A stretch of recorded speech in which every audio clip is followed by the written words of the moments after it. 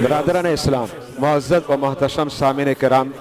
ایسا شخص بڑا خوش نصیب ہے کہ جس کا دل مسجد سے لگا ہوا ہے اور نمازوں کو مسجد میں جا کر ادا کرتا ہے، اور اس کا دل اس بات کی طرف مائل ہے کہ میں جاؤں اور مسجد میں نماز ادا کروں۔ میں ایسے افراد کے لیے حدیث مبارکہ سنانا چاہتا ہوں۔ میرے آقا علیہ الصلوۃ والسلام نے ارشاد فرمایا، اور یہ حدیث مبارکہ بخاری میں ہے، آپ ارشاد فرماتے ہیں من غدا الی المسجد وراہا، کہ جو شخص بار بار مسجد میں آنا جانا کرتا ہے نمازوں کی ادائیگی کے لیے، اعد اللہ لہ نزلہ من الجنہ، چونکہ مسجد خدا کا گھر ہے تو اللہ رب العزت اس کی مہمان نوازی کرے گا، اور وہ مہمان نوازی اس کے لیے جنت میں کرے گا۔ تو ذرا غور کیجئے کہ جو شخص مسجد میں جا کر باجماعت نماز ادا کرتا ہے، رب کی بارگاہ میں اسے کس قدر عظمت اور شان عطا فرمائی جاتی ہے۔